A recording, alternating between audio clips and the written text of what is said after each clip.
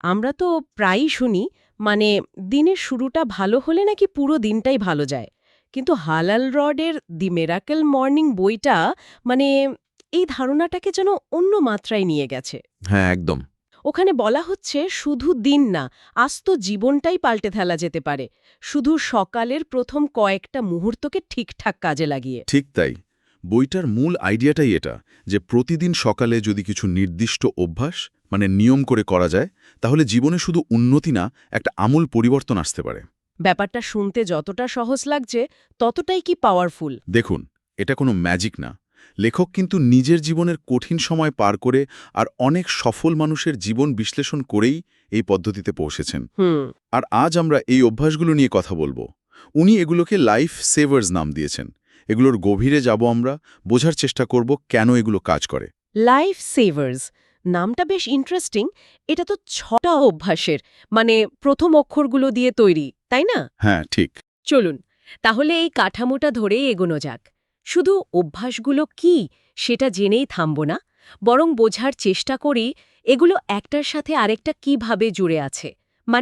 কিভাবে একসাথে মিলে ব্যক্তিগত উন্নতি বা সাফল্যের রাস্তাটা খুলে দেয়। অবশ্যই। এই SAVERS হল সাইলেন্স নীরবতা, অ্যাফার্মেশন ইতিবাচক ঘোষণা, ভিজুয়ালাইজেশন চিত্রায়ন, এক্সারসাইজ ব্যায়াম, রিডিং পাঠ করা, আর স্ক্রাইবিং লেখা। আচ্ছা।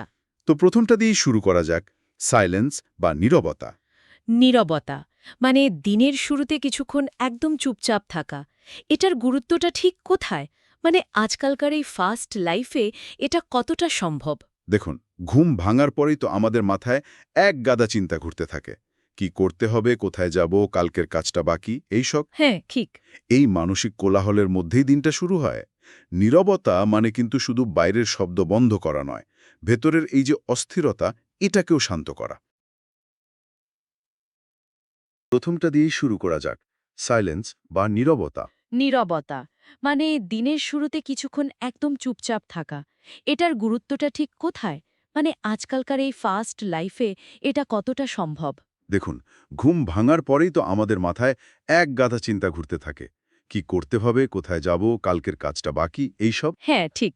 এই মানসিক কোলাহলের মধ্যেই দিনটা শুরু হয়। নীরবতা কিন্তু শুধু বাইরের শব্দ বন্ধ করা নয়, ভেতরের এই যে অস্থিরতা, এটাকেও শান্ত করা।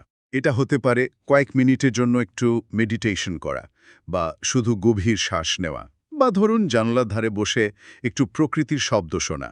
হুম। বইটাতে বলা হয়েছে, এই নীরবতা শুধু যে স্ট্রেস কমায় তা না, দিনের শুরুতে একটা স্বচ্ছতা এনে দেয়, ফোকাস করতে সাহায্য করে। নিজেকে সারা দিনের জন্য তৈরি করার এটা হলো ফার্স্ট স্টেপ। শুরুতে হয়তো একটু আনইজি লাগতে পারে। হ্যাঁ, লাগতেই পারে, কিন্তু নিয়মিত করলে এর উপকারটা বোঝা যায়। অর্থাৎ মনটাকে একটা স্থির জায়গায় নিয়ে আসা, যাতে দিনের চ্যালেঞ্জগুলো ঠিকভাবে নেওয়া যায়। বেশ লজিক্যাল। আচ্ছা, এর পরের অক্ষর এ, অ্যাফার্মেশন বা ইতিবাচক ঘোষণা, নিজের সম্পর্কে ভালো ভালো কথা বলা। এটা কি সত্যি কাজ করে নাকি জাস্ট নিজেকে বোঝানো? এটা একটা কমন প্রশ্ন কিন্তু। দেখুন, অ্যাফার্মেশন শুধু ভালো কথা বলা না, বরং নিজে যে লক্ষ্য, নিজের বিশ্বাস বা আপনি যেরকম হতে চান, সেই সত্তাটাকে সচেতনভাবে নিজের মনে গেঁথে ফেলা। মানে? মানে যখন কেউ বারবার নিজেকে বলে, আমি আমার লক্ষ্যে স্থির থাকব, বা প্রতিদিন আমি একটু একটু করে ভালো হচ্ছি, হুম। তখন এটা শুধু মুখের কথা থাকে না। আচ্ছা। এটা ধীরে ধীরে আমাদের চিন্তার ধরন, আমাদের বিশ্বাস আর শেষ পর্যন্ত আমাদের কাজকেও প্রভাবিত করে। বইটার একটা মূল কথাই হলো, ইতিবাচক ঘোষণা আত্মবিশ্বাস তৈরি করে। হুম। তবে হ্যাঁ, এখানে একটা ব্যাপার আছে, যা বলছেন তার প্রতি একটু হলেও বিশ্বাস থাকতে হবে, আর সেদিকে কাজ করার ইচ্ছাটাও থাকতে হবে। এটা অনেকটা মাইন্ডের এক্সারসাইজ, যেটা ব্রেনের পাথওয়েগুলোকে নতুন করে তৈরি করতে হেল্প করে। তার এটা এক ধরনের মেন্টাল রিপ্রোগ্রামিং। যুক্তির সাথে যদি পজিটিভ কথা বলা যায়, সেগুলো আমাদের সাবকনশাস মাইন্ড ধরে নেয় আর সে অনুযায়ী কাজ করতে মোটিভেট করে। আচ্ছা, এরপর ভিজুয়ালাইজেশন বা চিত্রায়ন, সাফল্যের ছবি মনে মনে দেখা। এটা কিভাবে হেল্প করে? ভিজুয়ালাইজেশনকে অনেকে ভাবেন দিবাস্বপ্ন, হুম। কিন্তু এটা তার চেয়ে অনেক বেশি ফোকাসড, অনেক বেশি পারপাসফুল। এটা হলো আপনি যা চান সেই রেজাল্টের একটা স্পষ্ট মেন্টাল রিহার্সাল। আচ্ছা, একটা উদাহরণ দিলে ভালো হয়। ধরুন কেউ ওজন কমাতে চায়, সে শুধু রোগা হওয়ার কথা ভাববে না, সে নিজেকে দেখবে যে সে নিয়ম করে ব্যায়াম করছে, হেলদি খাবার খাচ্ছে, আর লক্ষ্যে পৌঁছানোর পর তার ফিলিংসটা কেমন হচ্ছে সেটাও অনুভব করবে। ইন্টারেস্টিং। এই প্রসেসটা ব্রেনকে সাকসেসের জন্য তৈরি করে। শুধু তাই না, লক্ষ্যে পৌঁছানোর পথে যে বাধা আসতে পারে সেগুলোকে মেন্টালি ফেস করার জন্য একটা প্রস্তুতি তৈরি হয়। বইয়ের ভাষায় চিত্রায়ন ইন্সপিরেশন দেয় আর পথ দেখায়। এটা আমাদের কাঙ্ক্ষিত ভবিষ্যতের সাথে একটা মেন্টাল কানেকশন তৈরি করে দেয়। বাহ, এটাকে তাহলে একরকম মেন্টাল ব্লুপ্রিন্ট বলা যায় ভবিষ্যতে সাকসেসের জন্য। দারুণ টেকনিক। আচ্ছা, এর পরের অক্ষর ই, এক্সারসাইজ বা ব্যায়াম। সকালে ব্যায়ামের উপকার তো আমরা কমবেশি জানি। এই বইতে কি এর কোনো বিশেষ দিক বলা আছে? হ্যাঁ, এখানে শুধু ওজন কমানো বা ফিজিক্যাল ফিটনেসের উপর জোর দেওয়া হয়নি। মূল ফোকাসটা হলো ব্যায়ামের যে ইমিডিয়েট মেন্টাল এফেক্ট সেটার উপর। ও আচ্ছা। সকালে মাত্র কয়েক মিনিটের হালকা ব্যায়ামও, ধরুন একটু জগিং বা কিছু স্ট্রেচিং বা যোগা, এগুলো শরীরে ব্লাড সার্কুলেশন বাড়ায়, ব্রেনে অক্সিজেন সাপ্লাই করে। হুম। এর ফলে কি হয়, ঘুম ঘুম ভাবটা কেটে যায়, মনটা অ্যালার্ট হয়ে যায়, আর সারা দিনের জন্য একটা এনার্জেটিক ভাইব তৈরি হয়। বইটার শিক্ষা অনুযায়ী নিয়মিত ব্যায়াম শরীর ও মনকে সতেজ রাখে। তার মানে শুধু ফিজিক্যাল এনার্জি নয়, মেন্টাল এনার্জিও দেয়। একদম, যেটা দিনের অন্য চ্যালেঞ্জগুলো নিতে সাহায্য করে। আর শুরু করার জন্য বিশাল কিছু দরকার নেই, অল্প দিয়ে স্টার্ট করা যায়। শরীর আর মনের এই কানেকশনটা আসলেই খুব জরুরি। সামান্য ব্যায়ামও যে মেন্টাল ফ্রেশনেস আনতে পারে, এটা মনে রাখা দরকার। এরপর আসছে আর রিডিং বা পাঠ করা। প্রতিদিন সকালে বই পড়া। কতটা পড়তে হবে বা কি পড়া উচিত? দেখুন, এখানে ঘন্টার পর ঘন্টা পড়ার কথা কিন্তু বলা হচ্ছে না। প্রতিদিন ১০-১৫ মিনিটও যথেষ্ট। ও, তাহলে তো ম্যানেজেবল।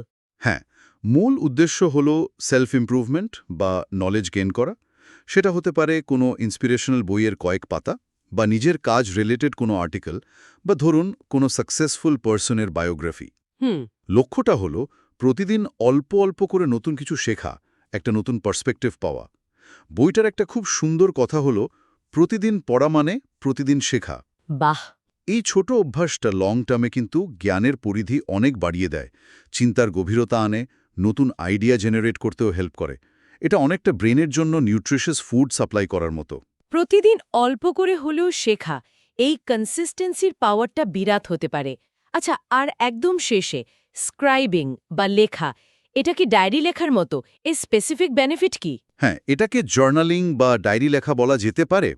তবে এর উদ্দেশ্য শুধু দিনের ঘটনা লিখে রাখা নয়। স্ক্রাইবিং মানে হলো নিজের চিন্তা, ফিলিংস, গ্র্যাটিটিউড, মানে কিসের জন্য আপনি কৃতজ্ঞ, আপনার লক্ষ্য বা দিনের প্ল্যান, এগুলো লিখে ফেলা। এতে কি হয়? লেখার মাধ্যমে আমাদের মাথার ভেতরের যে জট পাকানো চিন্তাগুলো, সেগুলো একটা স্ট্রাকচার পায়। আমরা কি চাই, কেন চাই, কোথায় প্রবলেম হচ্ছে, এই ব্যাপারগুলো পরিষ্কার হয়। আচ্ছা। ধরুন, গ্র্যাটিটিউড লিখলে মনে শান্তি আসে, আবার দিনের প্ল্যান লিখলে ফোকাস বাড়ে। বইয়ের মূল কথাটা হলো, জার্নালিং চিন্তাভাবনাকে পরিষ্কার করে। এটা অনেকটা নিজের সাথে নিজের একটা বোঝাপড়া তৈরি করার মতো, যা সেলফ অ্যাওয়ারনেস বাড়াতে সাহায্য করে। তাহলে এই হলো লাইফ SAVRS: নীরবতা, ইতিবাচক ঘোষণা, চিত্রায়ন, ব্যায়াম, পড়া আর লেখা। 6টা বেশ পাওয়ারফুল হ্যাবিট মনে হচ্ছে। কিন্তু বইটাতে তো আরও কিছু মূল শিক্ষার কথা বলা হয়েছে, যেগুলো এই অভ্যাসগুলোর সাথেই কানেক্টেড। একদম ঠিক বলেছেন। SAVRS হলো অভ্যাসগুলোর ফ্রেমওয়ার্কটা, কিন্তু এর পেছনে কিছু কোর ফিলসফি কাজ করছে। যেমন, একটা খুব জরুরি শিক্ষা হলো, সকালের প্রথম ঘন্টাটা ওটাই দিনের সবচেয়ে ভ্যালুয়েবল টাইম। যেটাকে গোল্ডেন আওয়ার বলা হয়। এক্স্যাক্টলি, গোল্ড না। এই সময়টাতে আমরা যা করি তার এফেক্টটা নাকি সারা দিন থাকে, এমনকি লং টার্মে আমাদের লাইফেও পড়ে। এই সময়টাকে যদি কনসিয়াসলি ব্যবহার করা যায়, তাহলে সাকসেসের দিকে এগোনোটা অনেক সহজ হয়ে যায়। এই আইডিয়াটা কিন্তু খুব পাওয়ারফুল। দিনের শুরুতেই নিজের কন্ট্রোলে থাকা। আর কি আছে? আরেকটা খুব গুরুত্বপূর্ণ শিক্ষা হলো ছোট ছোট অভ্যাসের কম্বাইন্ড পাওয়া। এই সাভার্সের প্রত্যেকটা অভ্যাস হয়তো আলাদা করে দেখলে খুব সিম্পল মনে হতে পারে, হ্যাঁ, তাই তো। কিন্তু প্রতিদিন নিয়ম করে যখন এগুলো একসাথে করা হয়, তার ইম্প্যাক্টটা অমেন্সলি বড়। এখানে কনসিস্টেন্সি গুরুত্ব। লেখক জোর দিয়েছেন যে রাতারাতি বিশাল কোনো চেঞ্জ এক্সপেক্ট না করে প্রতিদিনই ছোট স্টেপগুলো নেওয়ার মাধ্যমেই কিন্তু লং লাস্টিং পরিবর্তন আনা সম্ভব। ছোট ছোট অভ্যাস বড় পরিবর্তন আনে, এটাই হলো মূল কথা। ঠিক যেন বিন্দু বিন্দু জল দিয়ে সিন্ধু তৈরি হয়। এই ধারাবাহিকতা বা কনসিস্টেন্সি বজায় রাখাটাই তো আসল চ্যালেঞ্জ মনে হয়। অবশ্যই। আর এখানেই আসে আরেকটা শিক্ষা, একটা ডিসিপ্লিনড মর্নিং নাকি পুরো দিনটা কি অর্গানাইজড আর সাকসেসফুল করে তোলে। মানে যখন দিনের শুরুটা একটা প্রোঅ্যাক্টিভ আর পজিটিভ রুটিনের মধ্যে দিয়ে যায়, তখন সেটা সারা দিনের কাজের গতি, আপনার মুড, ডিসিশন নেওয়ার ক্ষমতা, এগুলোর উপর একটা পজিটিভ প্রভাব ফেলে। একটা এলোমেলো সকাল প্রায়শই একটা এলোমেলো দিনের জন্ম দেয়। তার মানে সকালের রুটিনটা শুধু সকালের জন্য নয়, এটা সারা দিনের জন্য একটা টোন সেট করে দেয়। আর বোধহয় সবচেয়ে ইন্সপায়ারিং ব্যাপার হলো, এই পরিবর্তনটা শুরু করার জন্য কোনো বিশেষ মুহূর্তের অপেক্ষা করার দরকার নেই। ঠিক তাই। বইটার অন্যতম প্রধান মেসেজ এটাই, জীবনের পরিবর্তন আনার ক্ষমতা আমাদের হাতেই আছে এবং সেটা শুরু করা যেতে পারে কাল সকাল থেকেই। অপেক্ষা করার কিছু নেই।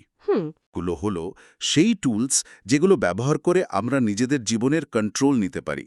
নীরবতা মনকে শান্ত করে, অ্যাফার্মেশন বিশ্বাস যোগায়, ভিজুয়ালাইজেশন পথ দেখায়, এক্সারসাইজ শক্তি দেয়, রিডিং জ্ঞান বাড়ায়, আর স্ক্রাইবিং চিন্তাকে স্পষ্ট করে। সব মিলিয়ে এটা একটা কমপ্লিট পার্সোনাল ডেভেলপমেন্ট প্যাকেজ।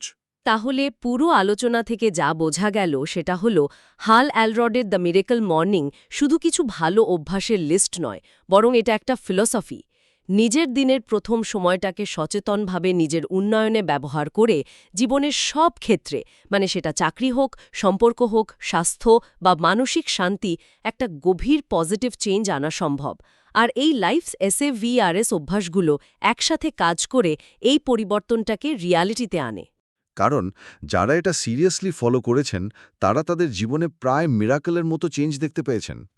তবে অলৌকিক কিছু নেই এর মধ্যে, পুরোটাই হলো ডিসিপ্লিনড এফার্ট আর কনসিস্টেন্সির রেজাল্ট। আলোচনাটা সত্যিই খুব ইনসাইটফুল আর প্র্যাকটিক্যাল মনে হচ্ছে। এই SAVARS অভ্যাসগুলো নিয়ে জানার পর একটা প্রশ্ন মাথায় আসছে। এই 6টা অভ্যাসের প্রত্যেকটারই তো নিজস্ব গুরুত্ব আছে, কিন্তু রিয়েল লাইফে, বিশেষ করে সময়ের অভাবের কারণে, হয়তো প্রতিদিন 6টা অভ্যাসই পারফেক্টলি করাটা টাফ হতে পারে। সেক্ষেত্রে নিজের প্রয়োজন বা সিচুয়েশন অনুযায়ী কয়েকটা অভ্যাসকে বেশি গুরুত্ব দেওয়া বা সেগুলোকে মডিফাই করে নেওয়াটা কি বেশি এফেক্টিভ হতে পারে, নাকি এই 6টার কম্বাইন্ড এফেক্টটাই আসল চাবিকাঠি, যার কোনো একটা মিস হলে পুরোটার কার্যকারিতাই কমে যায়? এটা নিয়ে হয়তো আমাদের শ্রোতারাও ভাবতে পারেন তাদের নিজেদের এক্সপিরিয়েন্স থেকে কোনটা বেশি কাজে দেয় বলে মনে হয়।